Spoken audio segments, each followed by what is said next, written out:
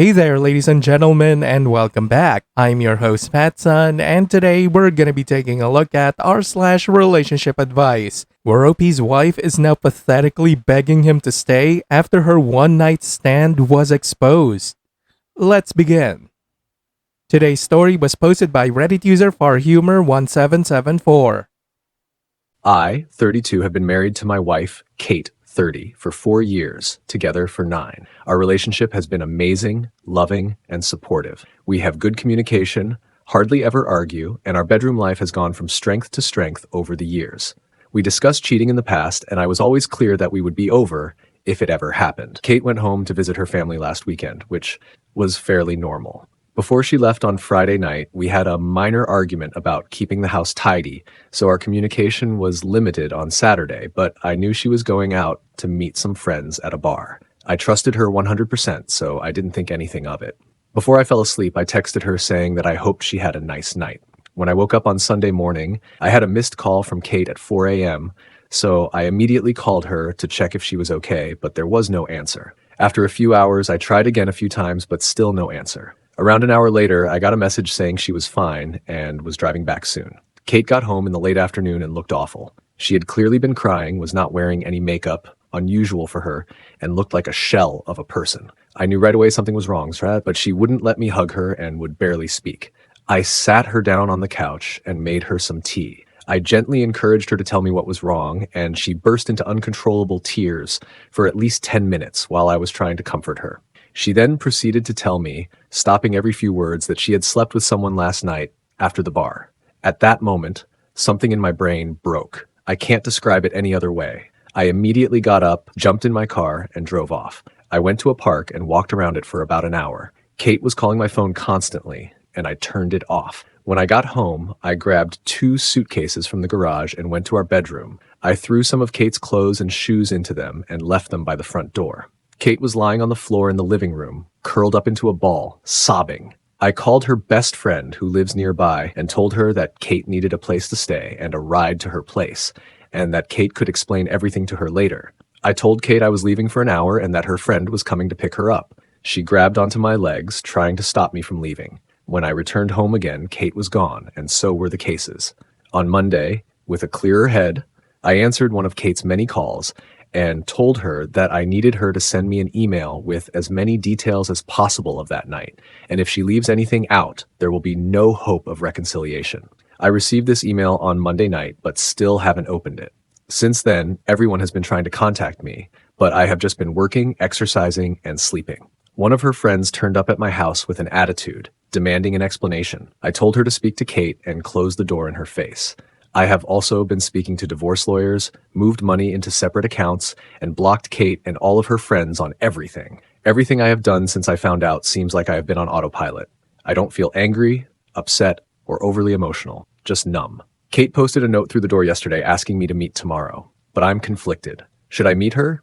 Will it change anything? Is there any point in trying to reconcile? Is it normal to feel like a robot, and how do I snap out of this? Edit. I just want to add that when I came home the first time, Kate confirmed it was consensual. She was drunk, but knew what she was doing. TLDR, wife cheated out of the blue, and I have been going through the motions since finding out. Now for OP's first update. After reading your comments, I decided to meet with Kate, but not read the email. Kate came to the house yesterday, and when I opened the door, she looked terrible. She tried to hug me and started mumbling apologies, but I stopped her, and we sat down to talk. I started by telling Kate that I would be recording the audio of the conversation, and she agreed. I then asked her to explain what happened and told her that I hadn't read the email she sent. Kate said she had been at the bar with 2 friends, I know and like both of them, and told me what she had to drink. I was surprised at how little she drank because it was the same amount we would normally drink when going for dinner, a few glasses of wine and a cocktail. She admitted she was only slightly tipsy. One of her friends, Sarah, has a younger brother, Max, 27, who came to pick them up around midnight. It's a running joke in their group that Max has had a major crush on Kate since high school, and I had heard them joke about this. The 4 of them went to get some food, and Max then dropped each one off until it was just him and Kate. Kate said she didn't want him to drive the 20 minutes to her parents' place after working all day, so she would just order an Uber from his apartment. She went into his apartment to order the Uber, but couldn't get one. Max suggested she should crash in his bed and he would take the sofa and then drop her off in the morning. Kate refused and continued to try to find an Uber. They were sitting on Max's bed and he kissed her. She kissed him back and they ended up having sex. She confirmed again that it was consensual. After that, she broke down crying from guilt and Max took her home. She cried for another hour, then tried to call me to tell me what she had done. We had to stop a number of times because Kate kept breaking down and crying hysterically. She told me it was a huge mistake. She got caught up in the moment. It was terrible. She only loves me, blah, blah, blah. After she was done, I told her that her story didn't make sense, but it didn't matter at this stage because I was done. This caused another breakdown. I told her I was going to continue with the divorce preparations, but for the next month, we would be separated with no contact. I also told her that we would both remain faithful, get a full STD panel, and she would tell our mutual friends and family what happened. If she sticks to these conditions, I would be willing to meet again to see if there was any way forward other than divorce. She enthusiastically agreed to this, but made it clear that she did not expect me to stay faithful to her. I know many of you will criticize this decision, but I need to be sure that divorce is the right option after I have had time to process everything that has happened. I am still 99% sure that is where we are heading, but I need to be 100% certain. Edit. Just to clarify, because many of you seem to be focusing on this point, I've had mutual friends and my wife's family send me nasty messages, turn up at my house, etc., because according to Kate, I kicked her out over an argument. My request was that Kate tells them it's because she has been unfaithful, not a full rundown of everything that happened. TLDR, heard the story, don't believe it, but we'll slow down the divorce process to see if there is any hope for the future. Now for OP's second update. A few things have happened in the last week, so I thought I would make an update post if anyone is interested. First of all, I'm not in robot mode anymore. I have been having bursts of intense feelings of anger and betrayal, but have been keeping busy with work and exercise. My friends have also been great since they found out and have been dragging me out of the house to hang out. I decided to read the email and wish I hadn't. The story Kate told in the email was mostly the same, but there was no mention of going into Max's apartment to order an Uber. There were also pretty explicit details of what they did, for how long, and that they had apparently used a condom. I will never be able to forget this description. Many people who were originally criticizing me for kicking Kate out of the house have now apologized, but they can keep it. Kate's parents reached out to apologize, and I spoke to them because we had a good relationship before all of this. They begged me to try to work it out, but said they understood if I decided to get divorced.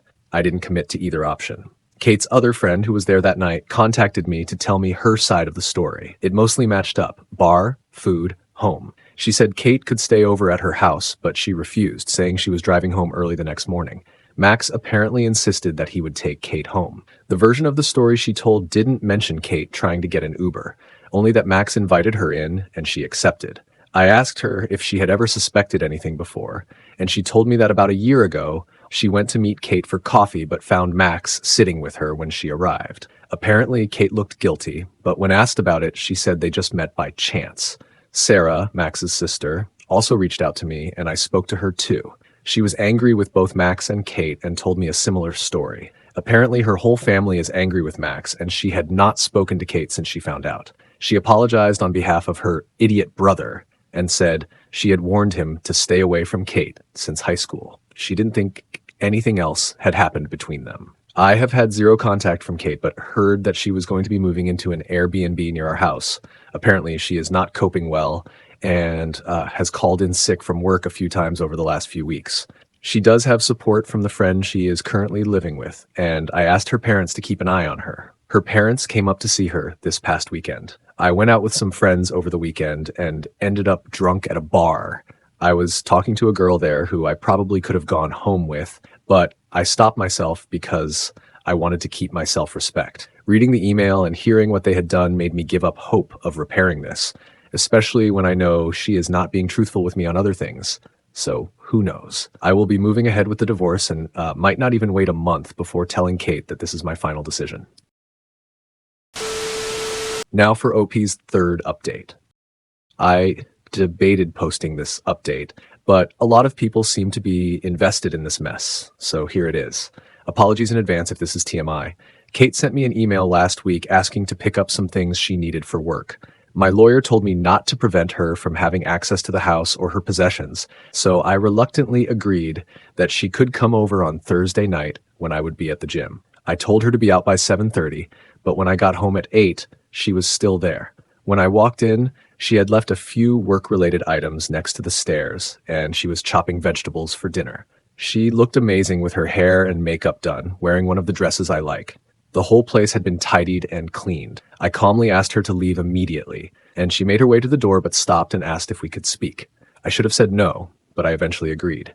We sat down and had a conversation for around an hour, which jumped from topic to topic.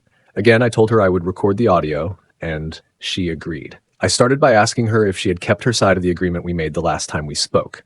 She said she had taken an STI test, which was all negative. Mine was too, thankfully. And a pregnancy test, which was negative. She hadn't been with anyone else and had also told a few friends and family what happened, and many of them were angry and were not speaking to her. I asked a lot of questions that had been turning over in my mind for the last few weeks. She confirmed that her reason for going into Max's apartment, the Uber story, was misleading, and she said he invited her in for a drink, and she agreed, knowing at some level that something was going to happen. She couldn't explain why she did this, other than being selfish and enjoying the attention. She also confirmed that she had texted with Max a few times over the years because he would shower her with compliments and make her feel good. He would always initiate, and she was apparently careful not to lead him on, and said she had never sent him explicit messages or pictures. Kate also told me that they had gotten close about 6 months before we got together, but had never been intimate. She admitted that she was always a bit curious. Her story about being caught at the coffee shop was that Max had texted her asking what she was up to, and she had told him where she was. He then turned up. She swore this was the first time they had ever done anything since we had been together. She said there was nothing missing in our relationship, and she hates herself for ruining her perfect marriage and causing me so much pain. I told her that I still didn't believe her story and that there was no point in continuing the conversation. She calmly asked what she would need to do to make this right, offering her phone, location sharing, not going out without me, etc. She had clearly been doing some research. I said that I had no plans to become her prison guard, especially since I would never get over the betrayal. Things then took an unexpected turn, which caught me completely off guard. She asked me to turn off the audio recording because she had something private she wanted to discuss and didn't want others hearing it. I refused, and she reluctantly continued. She asked if I had been involved with anyone else since all of this happened, making it clear she was fine with it. I told her no, and she said that I must be going crazy. We used to be intimate almost daily and started talking about all the things she would like to do with me. This involved a lot of things that I had wanted to try or had only done a few times. She said she wanted to meet my needs, even if we did not get back together. She said we could have as many arrangements as I wanted from now on, or we could have an open relationship on my side only, and she would even find partners for me. She was trying very hard to entice me, and I stayed silent until she asked who I wanted to have this arrangement with. For some reason, I mentioned the name of her coworker, who is 5 years younger than Kate, and someone she knows well. This surprised her, but she was in too deep and asked me what I wanted to do with her. I went into detail about a scenario, and Kate was encouraging me until I said that she would only be observing. This again caught her off guard, but she went along with it. Later on, I realized that I only said all of this as a petty attempt to hurt Kate, which I don't feel good about. She was obviously convinced that her plan was working, so she then moved into a position on the couch, trying to get my attention. I'll admit that for a few seconds, my body reacted, even though my head was not in the game. Everything suddenly came into focus, and the content of her email came flooding into my head. I can't explain why, but I started to laugh. Not just a chuckle, but a full-on belly laugh. She looked hurt and moved away, then started to cry. I told her it was time for her to go, and she left quickly, probably due to the embarrassment. I also said she needed to hurry up and get a lawyer because we are getting divorced. The clarity after she left confirmed that I had dodged a bullet. I have a meeting with my lawyer later this week and want to move forward with the divorce as quickly as possible. And now for OP's final update. Thought I would provide a final update on the situation for anyone that is interested. The last few months have been tough, and I have only seen Kate in person a handful of times. After a few weeks of no contact, I decided that we should discuss things with a clearer head. We went for lunch and had a calm, respectful conversation about everything that had happened and what reconciliation might look like. Kate said she would do anything to get things back on track, and I believe her, but I didn't commit to anything. After that, Kate asked me to go with her to see her therapist, who is also experienced in dealing with married couples. I thought about it for a few days before agreeing. The session was tough, with a lot of tears, but I didn't get a straight answer on why Kate had decided to cheat. The therapist was surprisingly fair to both of us and was not judgmental. We again discussed reconciliation, but I told her that I thought it was best to proceed with the divorce. Last week, I drove up to her parents' house to drop off some tools I had borrowed from her dad. We had arranged for Kate to be there and for her parents to go out for a few hours to give us a chance to talk. I spoke with her parents alone, who were heartbroken, which was hard, but they were both very supportive. During the conversation with Kate, I told her clearly that I had given it a lot of thought, but wanted to move ahead with the divorce. It came down to the fact that, in my view, we would never get back to where we were, and I realistically can't see myself ever getting over the betrayal. Even if we could regain the trust, it could take a decade of hard work, and that is too big of a risk for me. Kate finally accepted this, and we had a calm discussion about how we would divide assets, sell the house, etc., and wrote an email to our respective lawyers. We left each other on good terms. The divorce should be finalized by the end of the year, and the house will be put up for sale soon. In the meantime, we will go no contact and agreed not to start dating until everything is finalized.